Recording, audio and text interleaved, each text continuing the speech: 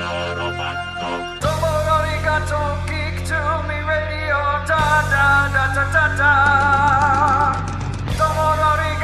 Geek to me radio, da da da da da da.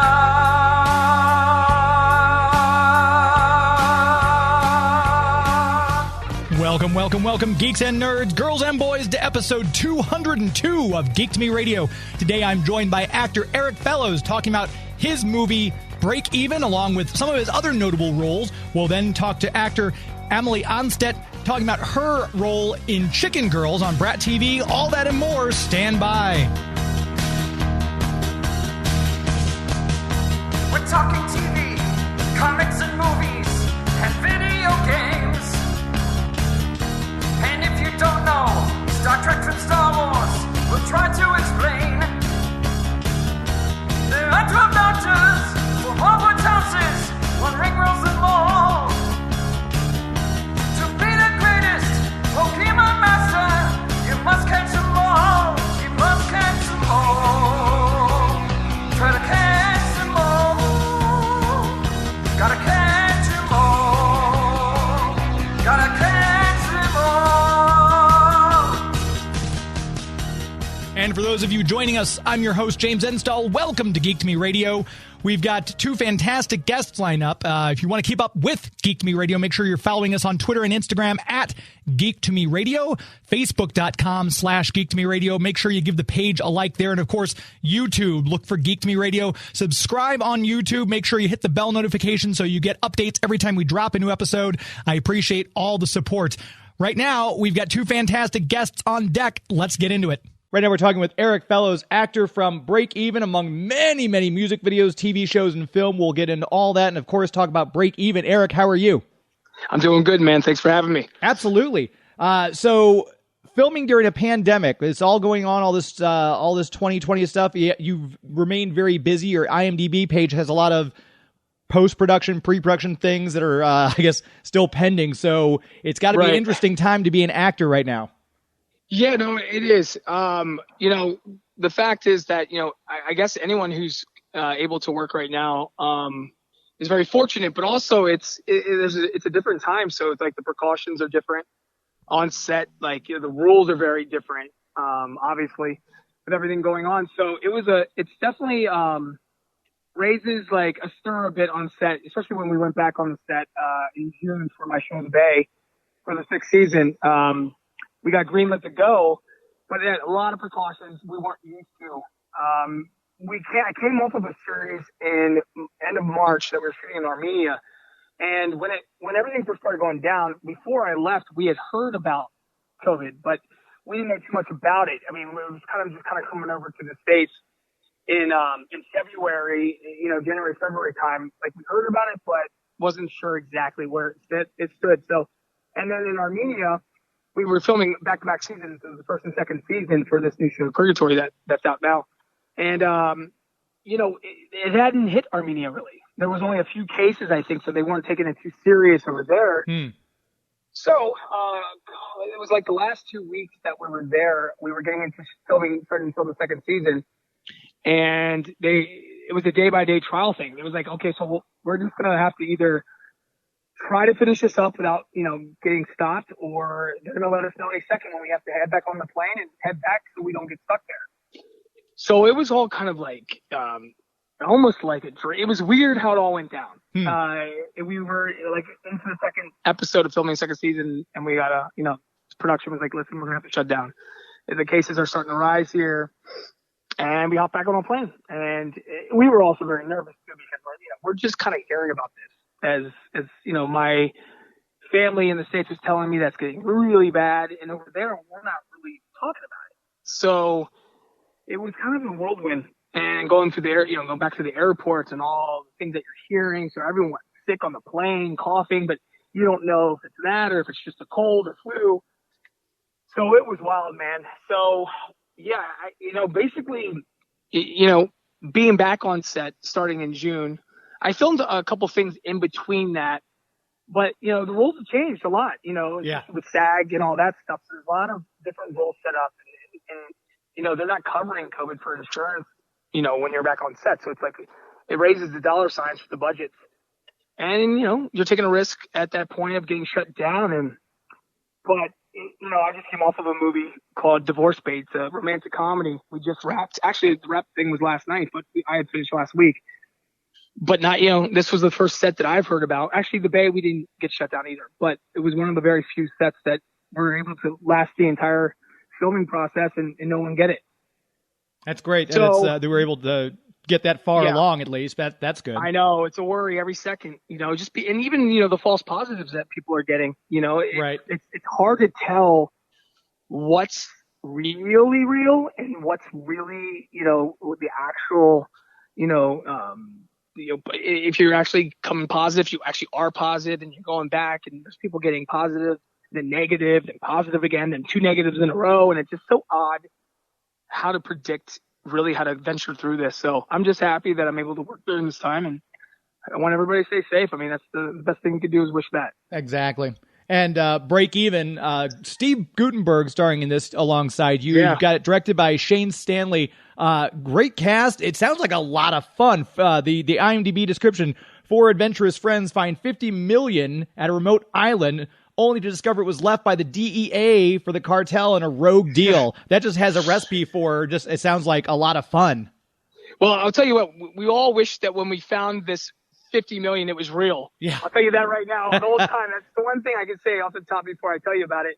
We're like, God, imagine if this was real. Like if this is actually real. That'd be amazing. It's tough to look at that much bundles of cash when you're filming scenes going, man, this is not real. So no, it is a blast, dude. It's a fun movie. If you're looking for a fun, entertaining, sexy, visually well shot, it's you know, action. It kind of checks the boxes for most things that people like to watch. It keeps you entertained, especially during this time. It kind of falls into the category of like a milder, and when I say this, so people are expected to be like a Fast and Furious, but it's kind of like a Fast and Furious milder version, meets like of an Into the Blue sort of thing, and kind of with like the comedic timing of like a Fool's Gold. Okay. So yeah, if you mix those things into finding some cash, and basically it's about 4 friends. Yeah, we end up finding some dirty money.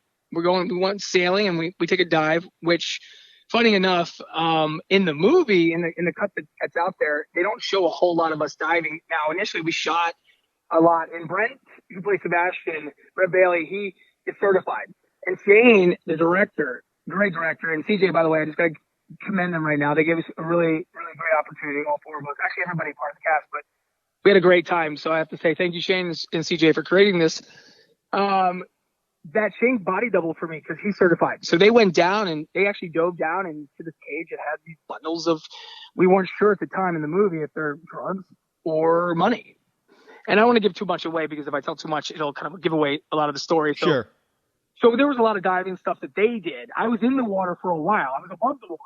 And when we're floating, throwing the money up to Jack and Rosie, the 2 characters, that was me in the water doing all that stuff. So it was freezing. I'm not going to lie. We shot in February and March in Catalina. Ooh. And the water was about 52 degrees. And we had wetsuits and stuff. But man, let me tell you, it was cold, even through the wetsuit.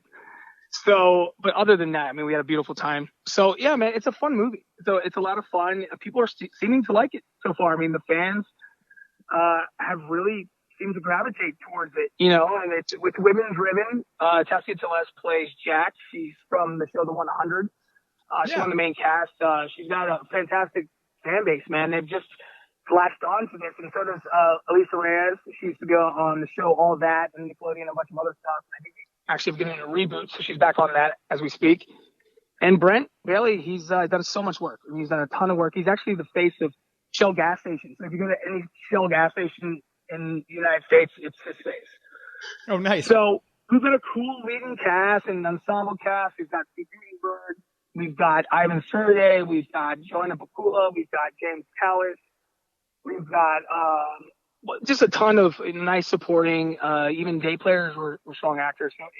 So Shane and CJ really, they riled up a nice group. So, yeah, I would just say, man, if you're looking for fun adventure, sexiness, hot girls, attractive guys, fast-paced boats, speedboats, fast cars, heist movie, money, if you like that kind of stuff, go watch it. Like you said, checks all the boxes. So that's man. cool. And it's a fun time to be watching. I mean, for people who are, not having much to do right now because of everything going on. So it's a fun movie to sit at home. And it's left open for, I don't want to give that away. Well, hopefully we get a part 2. Let's just say that. Okay, we'll leave it there. We'll leave it there.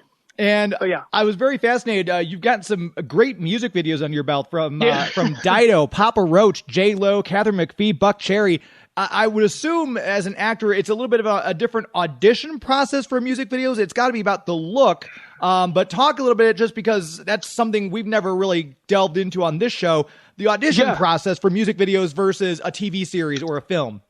Well, to be honest, okay, so, I first started out in modeling before I got into acting. I mean, it was briefly when I was modeling, and then acting kind of transpired from it. But I didn't do a music video until I got to LA. In probably the first couple of years I was there, and I remember they sent me in for a music video, and then obviously we grew up watching music videos, like the main the higher girl that's playing the love interest in these videos. So you're always looking at it going, man, it'd be cool to play alongside like a huge artist of some sort, but you never really, I don't know, I didn't really know too much about that world either.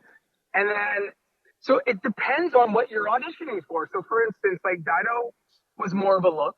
That was the first one I ever booked. And then my second music video, well, actually, initially, before any of them, I actually booked a Britney Spears music video, my prerogative. But there was some conflict a bit at the time when I got booked for it. The look, I had a shaved head. I looked very similar to Kevin Federline, who was her husband at the time. Okay. Or her boyfriend at the time. So I don't know. There was a conflict because he was supposed to be in the video, and there's this whole thing. It was so many years ago, I don't remember now. But I remember the next week, I was bummed. I'm like, oh shit! I booked a Britney Spears music video, and I can't even do it.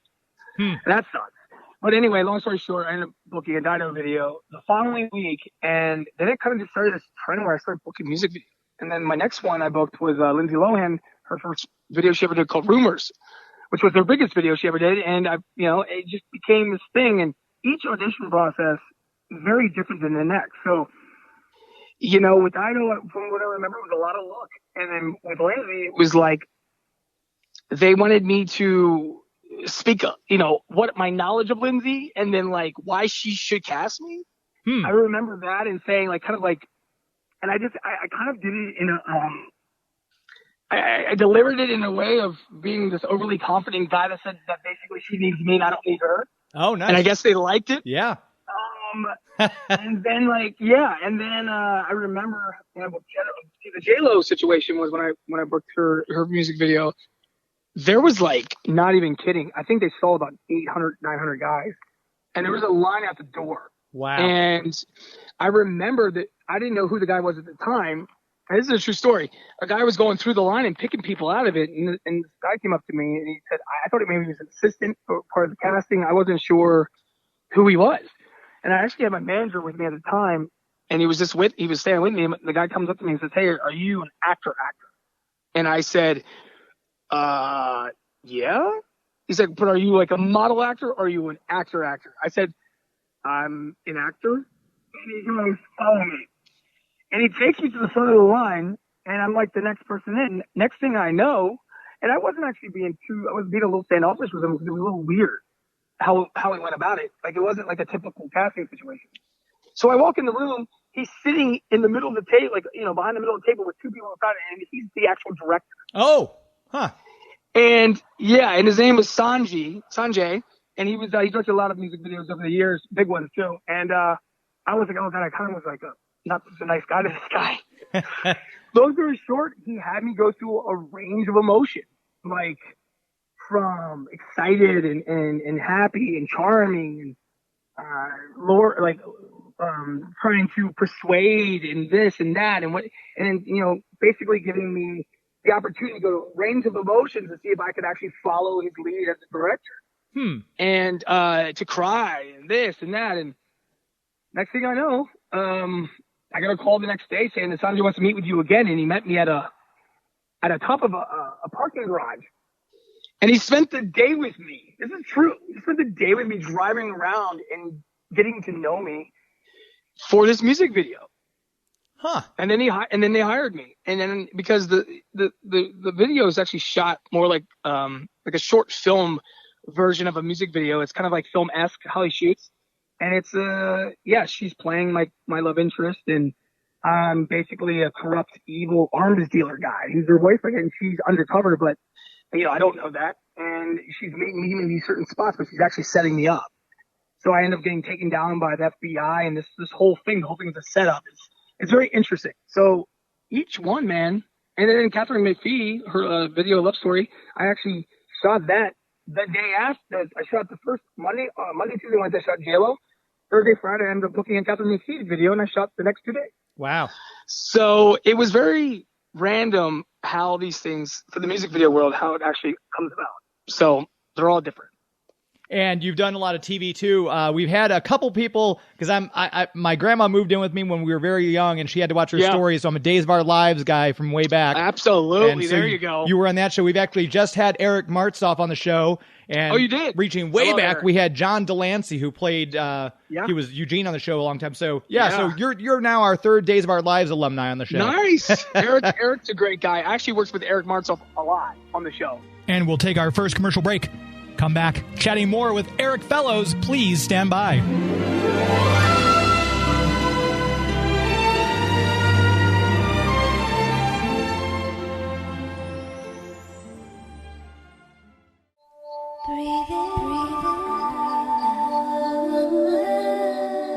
Hey, what's up, guys? This is Eric Martsolf. You might know me from Days of Our Lives. You might know me from Smallville, Rideshare the series, or maybe I ran into you in a grocery store. I don't know. But you are listening to Geek to Me Radio.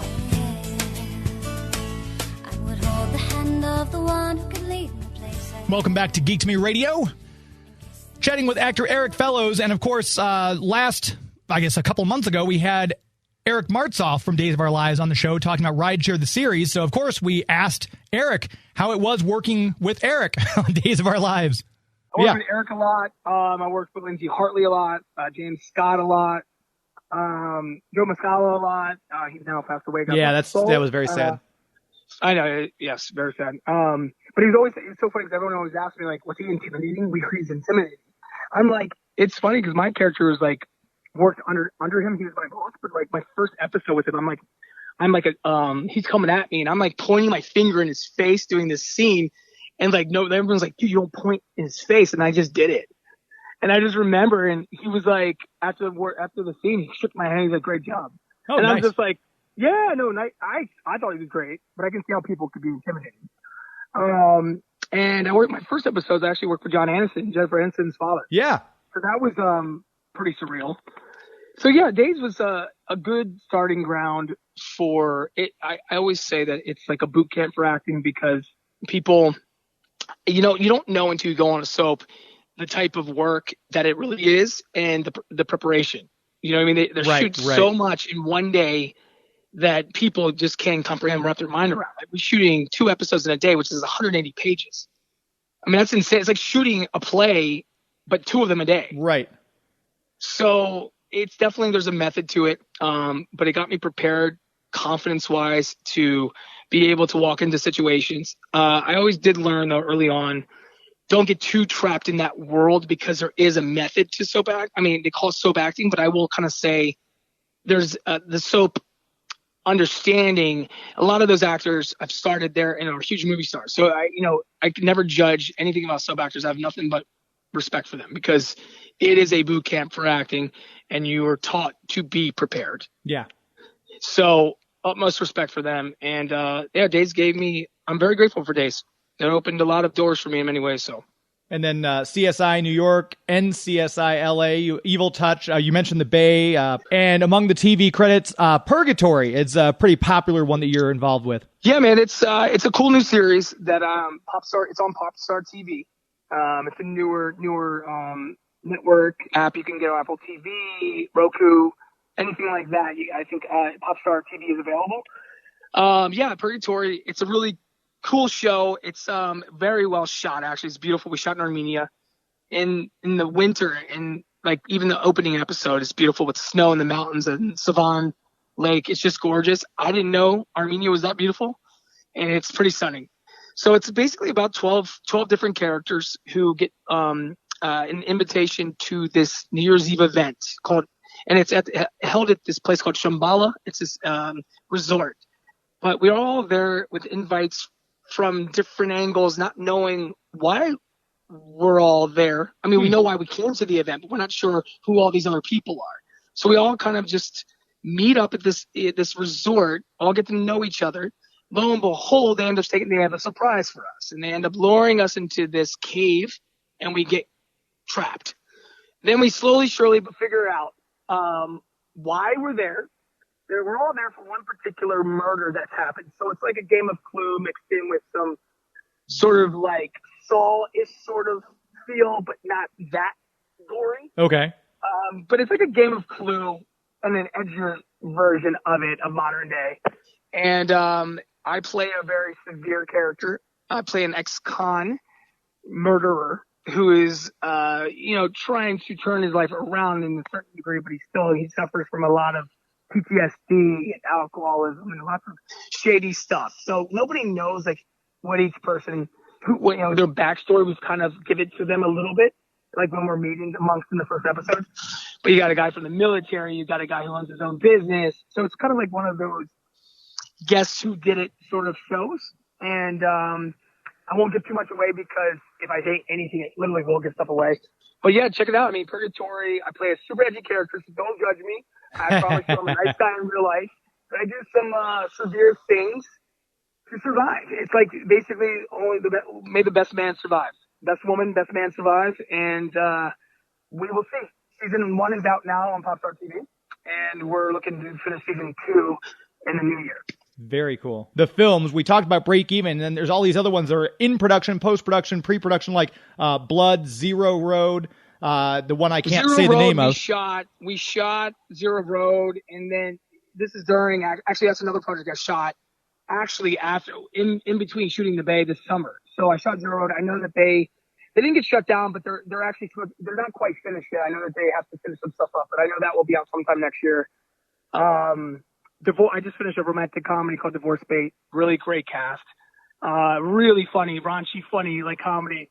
That'll be out sometime next year. I have a movie called Star, which is a movie. Excuse my language. We'll beep that. That's okay. We'll beep that. Yeah, I thought so. I didn't know if I was allowed to say it or not. Actually, we might be changing the title. It all depends on what the distributor decides. But we actually are that movie. It's been 4 years in the making because it's a lot to do with Hollywood and making it to the top, and what are you willing to do for that? And it's a dark comedy though, and there's a very dark comedy element to it, but with a realness that we kept to what people are scared to show of Hollywood. We didn't hold back at all. Yeah. And it's this actor, Jimmy Starr, is the character I'm playing, and it's his journey, and there's some dark, conflicted interest in the movie that takes him on a spiral, and there is a redemption period because he is kind of like a piece of work kind of guy. But it's what will you do to make it? It has a lot to do with Me Too. So we had to shelve it at one point when Me Too was very, very much a prominent thing. And we want to push the boundaries with stuff. But it seems like right now things have lightened up a bit, and, people can laugh at certain things. It's not to press anything about Hollywood. It's just to kind of show people an element of things that are kind of kept away from them, but in a comedy way to be lighthearted and you laugh about. And we don't take things so serious all the time. So that I'm very proud of. It's been 4 years in the making. It's finally going to come out next year. And, in my past stuff, I did a movie called Being Rose with Cybill Shepherd and James Brolin. It came out, in 2019. That's done pretty well. And it was a really cool character I got to play along Cybill playing her son, which was kind of surreal for me because my parents were big fans of her and James Brolin. I was a kid when she was on Moonlighting. So exactly, love that show. Dude, we're friends, and the thing is, we're friends now. I talk to Cybill once a week. She was actually going to come over for my break. We had a little break-even screening at our house last week when it came out, and she was going to come, but obviously COVID, and I didn't want to put her in any game. Right, sure. But she's very supportive, and we ever since the film we've stayed in contact. We have dinners and became like family. So I'm very fortunate for the people that I've worked with over the years. And obviously big things coming once all this COVID stuff happens. I'm sure it'll just keep going onward and upward from there based on everything you've done so far. It's an incredible amount of stuff you've got. I appreciate that. We're trying, man. It's, this business is interesting because it's all about momentum and it's all about perseverance and sticking at it. You know what I mean? Like I've been doing this a long time and I've had elements of great moments and very tough moments, but you always have to know that it's not always going to be so simple. There might be downtime again, but to really have a career in this business and longevity, you have to understand how that works, but you can't ever give up, man. Cause it's just, you can't. Well, if you give up, then you won't know. Right. Exactly. So you have to be a fighter. And they wouldn't call it suffering for your art if there wasn't some degree of suffering involved. No, you do. I'll tell you this right now. My advice to anyone out there who wants to be an actor or anywhere in the entertainment business is 150% of effort on a daily basis. And now we have all these elements of social media. I mean, I'm just now signing up for Cameo and OnlyFans and all these things on top of Instagram and Twitter and Facebook. I'm like, geez. Lots to keep up with. Well, you got to, man, because people want to, if they are interested, they want to keep following you, and there's ways to do that, but they have so many outlets now. So, and we should tell people, too, if they do want to keep up with you, Twitter, Instagram, websites, where can they keep up with your career? Yeah, so Instagram is my most prominent one, I would say. So it's Erik, E-R-I-K, last name Fellows, F-E-L-L-O-W-S, official. So Erik Fellows official. And anything that's the verified sign on it, it's going to be me. If anything else, I do have a personal account on Facebook, and I have a verified one, but those are both me. But there's a few others that are not me, that are imposters. So I'm not sure which ones those are, but be careful of those. And then Twitter, it's just, it's Erik Fellows. So it's at Erik Fellows. And now I'm getting a Cameo account as we speak. My publicist is like, let's get a Cameo account. And it's on OnlyFans one. So look out for those two coming in the next weeks, I guess. Very cool. And if you get a chance, if you're listening, check out Break Even. Sounds like a lot of fun. I'm looking forward to seeing that as well. Erik Fellows, this has been great. Thanks so much for your time today. I appreciate it. Hey, James, I appreciate it, buddy. And we're going to take our next break, come back, and start our conversation with Amelie Anstett. Please stand by. Moonlighting strangers who just met on the way.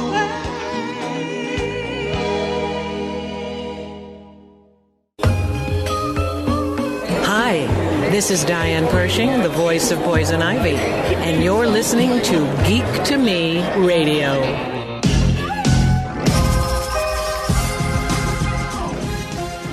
And we're back here on Geek to Me Radio. Make sure you give a look at the website for our premier sponsor, DiscoverSt.Charles.com. If you've been around since the beginning, then you know I've talked about this since the beginning because they are one of my first sponsors and they've stayed with me the entire time. Historic St. Charles is a great place to visit. There's lots to see, lots to do. And if you have not yet experienced it, maybe you're looking at something to do in 2021 now that we've kind of getting back to some semblance of normalcy in life. Maybe you want to take a trip. No better place to check out than Historic St. Charles. Go to the website, DiscoverStCharles.com, to plan your trip, see all the things there are to see and do. You can kind of make a list, kind of formulate what you want to see while you're there, find a place to stay, whether or not you want a first-class luxury hotel or where you want like a bed and breakfast, kind of just a very nice, quaint, relaxed, laid-back experience. St. Charles has you covered on all those fronts. Great places to eat, fantastic dining experiences up and down South and North Main Street and all over the area, and lots to do no matter the age, no matter what you're looking for. There's something in St. Charles to please everyone. Start your trip by looking at the website, DiscoverStCharles.com, and go from there. And with that said, we're on to our next guest. Right now we're talking to actor, dancer, model, a little bit of everything. Amelie Anstett, how are you? I'm great. How are you? Doing well, thanks. Brat TV's Chicken Girls, Season 6, you're in as Sadie. This is a pretty big deal. Talk a little bit about how you got the part. Yes. So this opportunity, I was so excited. I was over the moon. And the story of getting it is actually so funny. I was going to Barcelona for my first time out of the country, I went with my cousin for her birthday, and I land and we get off the plane, and we didn't have Wi-Fi, because we had just traveled. And so suddenly my phone connects to the Wi-Fi, and I have like 20 missed calls, 50 million emails. And I was like, oh my goodness, what's going on? And it was all like my mom and my manager telling me, Amelie, you have an audition and it's due in 2 hours. Oh my gosh. And normally you have like, if it's a self-tape, you have maybe 3 days, 2 days. Like, you definitely have a lot more time to prepare. So I was looking and I was like, oh my goodness, I got to do this. And then I read like the description. I was like, Chicken Girls. Oh my goodness, I've heard such amazing things about this show. There's so many talented actors and teen influencers on it. So I was like, Emily, come on, like you got this. Like, it's pressure. Like you don't have that much time, but you can do it. So we ran back to the hotel, and I didn't have my normal self-tape studio at all. We were literally just in a hotel room. So my family, literally, it was like a balancing act. The camera was like on like 5 sets of books. Like it seemed like it was out of like a comedy show. I mean, and I literally memorized the lines like as fast as possible. The fastest I've ever had to memorize anything. Filmed it a few times because we also had dinner reservations. Oh my gosh. So I was like, oh my goodness. Like it was so funny. And I finished the audition and I was like, well, that was not my best audition. I was kind of upset about that. I was like, I really want to get this role. I really love this show, the people on it, and I really loved the character. I connected to the character in a really fun way. She's so different from who I am in real life, so I really enjoyed that. But there was really nothing I could do, so I submitted it, and I just hoped for the best and put out that good energy. And exactly 1 week later, I got the text that I booked the show. Oh, wow. And yeah, it was so surreal. It was so surreal. A lot of times when you think of the audition process, you think, okay, I send in my first self-tape. I'll probably get a call back. When they want something a little bit different, I'm down to that was it. You nailed it right there. Exactly. That's what I had thought too. I was like, okay, because normally when I do any shows and any other projects, I've gone through like 8 auditions, right. It's usually a long process. But when it's a web series, it's a lot shorter. And they were like, Emily, we really see you as this role. We really see you as Sadie. So I was super grateful for that. And I was so honored that they were, they provided me with the opportunity and believed in me. So it was really, really fun. And I know a lot of people have said that like the working on the web series can be a lot more laid back than if you're doing like a big budget movie or even like a regular, what they call network TV series and everything. Have you found it to be very relaxed and just kind of a laid back experience, or is there a little bit of hustle still involved? Yeah, so for sure. I think what was so cool about the web series is that I was kind of going into it thinking the same thing that you said, like laid back, kind of chill. And what was really amazing is that they were so professional. It was literally like we were filming a movie or TV show. Like the hustle and like was so good. But at the same time, we all had so much fun doing it. And it wasn't a lot of stress. It was more go with the flow and still follow the time and get everything done on time. It was really, really professional. I was really surprised because I didn't know what to expect. I didn't know what to expect from all the kids, but everyone knew their lines, everyone knew their positions, and it went so smooth. And you're in this alongside people like Annie LeBlanc and Hayden Summerall. Does everyone kind of film their part and go their separate ways, or is there a lot of camaraderie behind the scenes? Yeah. So what was really fun about that is going into it, all these kids have been friends for so long, like during the show and also before the show, just kind of growing up as the teen little group. And I was going into it and I was like, I don't know any of these kids. I didn't know any single person on the show. So I was like, okay, Emily, like it's fun. It's like first day of school. And I walked in and I did not know what to expect. And everyone was so welcoming. Like we all became friends instantly. And in between our takes and even after like set, we would go out to dinner and we would go to like all these get-togethers, and then on set we would goof around, but still be professional, of course, but like make all these funny videos. And yeah, it was really awesome. And now they're some of my closest friends. And obviously while you're working on stuff like this, I know you kind of, if I'm not mistaken, you'd been kind of decided to go the homeschooling route just so you could focus more on your career and everything like that. And then come along the pandemic, and it turns out everybody's homeschooling. So you were doing it before it was cool. I know. That's what I said too. I was like, it's so funny now because like my friends back home in Florida, they all like, I went to a public school till I was in 6th grade. So I have all my hometown friends and they all went to normal school. And now they're like, oh, Amelie, now we see what you have to go through. Like it isn't easy. And I was like, see. But is it harder? Is there a difference now with obviously, like you said, you went through the first 6 years. How did it impact you going from learning in school with everyone else to homeschooling? Did you find it was a huge transition, or did you kind of slide into it pretty easily? Yeah, so my parents are super, super supportive, which I'm very grateful for. And being homeschooled was actually my choice. I would like convince my parents. I was like, this is going to be smarter for me so I can really focus on my career, but still balance school, because school is not only very important to them, but very important to me.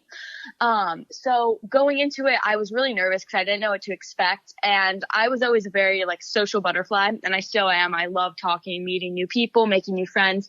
So I was a little bit nervous about that aspect of it. I was like, how am I going to balance everything? But I mean, come now, it's worked out amazing. I've created friend groups out all the way in LA and Atlanta, and still have my amazing group of friends here. So it's been really fun in that sense. But when it comes to school, I definitely learn better, I think, when I'm in school, like having a teacher. Of course, like the setting is very different in the environment. But online, they've provided us with so many awesome ways. It's just a little bit harder because you have to teach yourself a lot of it, even though you have the teachers. It's definitely more you being a teacher as well. But it's definitely, I've adjusted to it really nicely. And yeah, now it is what it is. And I know you're a very young person, very talented, and you're kind of in this world now that for other people I've had on the show, obviously I've had people, I had Ed Asner on the show, who obviously just turned like 95, but then other people in their 30s and 40s, it's a much different world. I would assume Hollywood, for you, being as young as you are, you've grown up knowing social media, knowing online stuff. And I would think that'd be a little easier for you then, because you're more just accustomed to this is the way the world is. On social media, you've got a very large Instagram following. You're on Twitter as well. What do you think the impact of social media has been? And is it something that I think every actor needs to have to help their career, or should it not be such a tool in that regard? We're going to stop for another commercial break. Come back, chat more with Amelie Anstett, so please stand by. Are a girl gang like birds of a feather.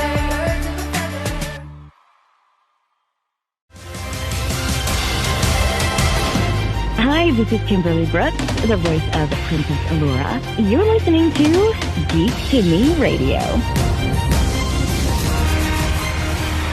Welcome back to Geek to Me Radio. We want to make sure you check out our other sponsor, MarcusTheaters.com. Marcus Theaters and Movie Tavern. You can still get out and see a movie. You need to support these theaters now more than ever. It's a great time to go see a movie. I know some of you haven't been out to see a movie for a while. Marcus Theaters and Movie Tavern are making it safe to go back and see movies. And there's still a lot of great movies to be seen out there. Check out the website, MarcusTheaters.com. You can get your tickets right there on the spot, find the location closest to you, or download the app, the Marcus Theaters app, and you can actually not only get your tickets, find the location closest to you, but you can pre-order your concessions so they're waiting for you, making it a more contactless experience. Marcus Theaters Movie Tavern are making it safe to come back to the movies, and it's always a good time to go see a movie. Check out the website, MarcusTheaters.com, for more information. Very proud to have them as the official movie sponsor for Geek to Me Radio. Before we took that last break, we were talking with Amelie Anstett about using social media for an actor's career. Well, that's an awesome question, because personally, I have two sides to that. I can see both sides, and I think it really depends on, as an actor, as someone in this industry, on what you're trying to display. For me personally, having social media is such an amazing way for me to show who I really am rather than who my characters are on TV. Like Sadie, for example, she's the super mean girl, where when all the fans watched the show, they were like, who is this girl? Like, we don't like her. She's so mean. They got to go onto my socials and see that I'm completely like opposite from that. And we got to create these amazing bonds. And what I love about social media is that you're given these platforms to be able to spread kind of whatever message you'd like. And for me, I like to spread being original and spreading happiness and really connecting to, although there are fans, I really kind of think of them as friends all over the world. And you get to just meet all these new people again, which I think is really cool. And you can just really provide whatever you want. Like I post a lot of dance videos and modeling pictures, and on my story, I get to mess around and do lives. So I think social media is a really nice way to build another following, connecting with even more people and kind of helping you get even more exposure. And talking about playing the mean girl, like you said, it's against your normal type.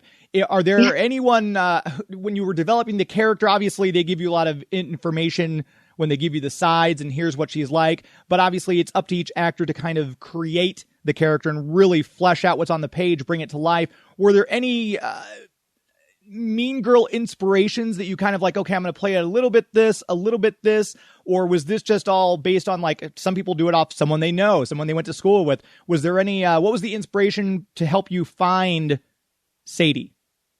Yeah, so that's also a really fun question, because when I originally got the sides and the kind of, they, like you said, they give us like a little paragraph, maybe breakdown of the character.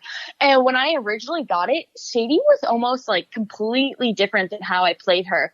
Like they had wanted it, even in my audition, it was a little bit different. And then they were like, let's actually make her meaner. Because before they had kind of just wanted her to be like a brat almost. But then they were like, let's make her more of like the mean, sassy girl. So going into it, I kind of I had a lot of freedom on shaping her, which was really awesome, but I knew she was like the country mean girl. So what I looked into a lot was like Mean Girls, the actual movie. That inspired me a lot when it came to this show. And that's like what I focused on. And then I took real life situations, like watching my friends back home, maybe like seeing, like, you know, there's always like those few people, like you said, that you can kind of take their personalities a little bit and try to like character, which is really funny. But yeah, that was kind of my background to it. And I would just practice. I have this like, I have a Sadie voice. It was just like, suddenly I like flip. It's so weird. I like flip the switch and I become this like little brat, and it's so funny. And obviously part of your big start was due to the Biebs, Justin Bieber on the Purpose Tour. That had to be, as a person who does live performing, that's got to be such an electric experience. You're up there in front of this large crowd and you're doing it, you know, with Justin Bieber. Talk a little bit about your mindset as you're performing that piece that kind of made your star take off.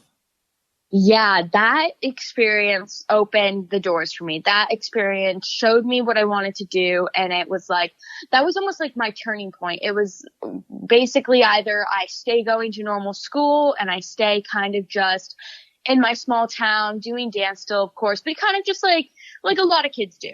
Or I was like, or this is my point where I turn the tables and really, really get serious about this career.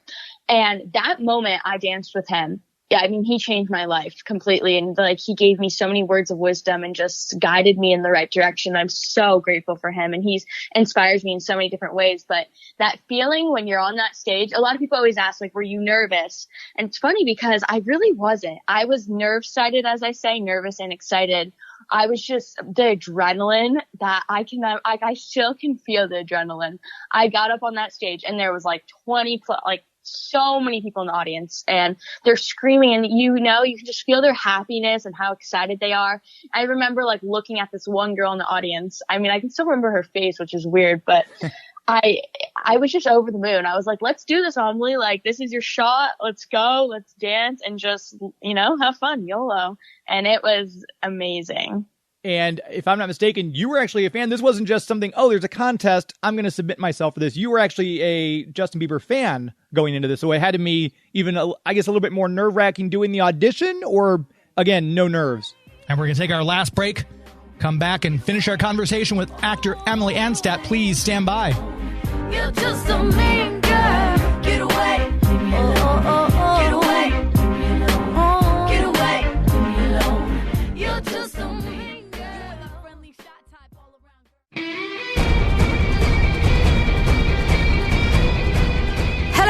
Hello, Lucy Davis. I play Etta Candy in Wonder Woman, and this is Geek to Me Radio. Come and listen. We're very, very nice. Welcome back for our final segment here on Geek to Me Radio. Chatting this segment with Amelie Anstett, actor from Chicken Girls. We were talking to her about the auditioning process and how she got the part for the basically career trajectory altering role in Justin Bieber's Purpose Tour. Honestly, doing the audition, of course, I loved Justin Bieber growing up. He was like I feel like my generation was definitely like, he was like the Justin Bieber, you know, everyone was like obsessed with him. Never super fangirly. I've overall, like growing up, I've never been like super, like I never had posters or anything, but I still was like, oh, I love him and I love his music and it's so fun. So submitting the audition, when I saw it, I was like, okay, my mom and I found it and we were like, okay, let's do this. Let's submit it. It's literally 3 months late. We'll just do it for exposure and just to try. Like, why not? I did not think I was going to get it whatsoever because, again, it was literally 3 months past the deadline and did the dance the wrong way the first time. Like, I mirrored it opposite from the video and then like I redid it. It was so funny. And so I submitted it and I honestly just did it like, again, just for practice and just to kind of do that because I'd never done that before. And I submitted it and 2 months went by, completely forgot about it. Like my mom did too. We kind of just completely forgot we even posted it. And we got an email and my mom's email and she's like reading it. She's like, Amelie Anstett, you've been selected out of, and like, I remember I thought she was joking and I was like, Mom, why are you being mean? Like, don't be, that's not nice.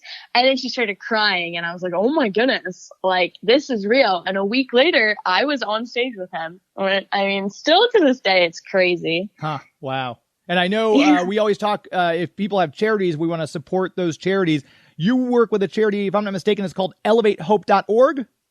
Yes, Elevate Hope. It's actually it's an organization in my hometown that as a little kid I grew up working with them. They would come to my school and it's run by Rena and she is so inspiring and so committed to what she does. And her heart is just so big, you know, like you meet those people along your way in life that just are so unique and so special. And I remember meeting her in kindergarten. I first started working with her and we would do like little baskets for all the kids in need and families in need. And still to this day, I'm so grateful now that I get to support her even more. And I go in when I'm home and help make baskets or help make donations. And yeah, I just enjoy also giving back to the people and helping anyone I can. And, you know, showing them that there is like, everyone has a purpose in life, even if you're lost right now and you're trying to find it, like you will. It's, you know, it's confusing. We all go through those periods where we're confused and don't understand what's going on in life, why things are happening, but everything happens for a reason. And she's definitely helped teach me that too. And yeah, she's amazing. I'm still going through that period if I don't understand what's going on in life, but I think I'll get out the other side eventually. We'll see how that goes for me. But you make sure if you're listening, go ahead and check out the website Ella. It's ELEV, the number 8 hope.org. You can catch Amelie on Bratz TV Chicken Girls as Sadie. And where can people find you if they want to keep up with you on social medias? Yeah, you can find me at Amelie.Anstett on all platforms. AMELIE.ANSTETT. Perfect. And I think you've got a long and glorious career ahead of you. I feel like I'm getting you at the very beginning of your career. So when you make it big, don't forget about me. Come back and we'll talk again about what you're doing in your career in acting. Oh, thank you so much. It was such a pleasure talking to you. That's going to do it. Another show in the books. My thanks, as always, to Joey V for making this show sound as good as it does. I would not be able to do what I do without his abundant help. Make sure you're subscribing on Patreon. You can get full interviews. Sometimes these interviews are truncated. I edit them to fill in the time. Full interviews are accessible if you are a Patreon subscriber. Go to patreon.com, find Geek to Me Radio. Brand new website coming just around the bend. Make sure you are also clicking on our Amazon affiliate link. Anything you buy on Amazon, we get a small commission on that sale, and it goes to help the show. So you can do that to help support us. Until next week, my friends. It's not in the way you watch I zombie. It's not in the way you watch The Flash. It's not in the way you love Scotty Young Art. It's not in the way you play Mario Kart.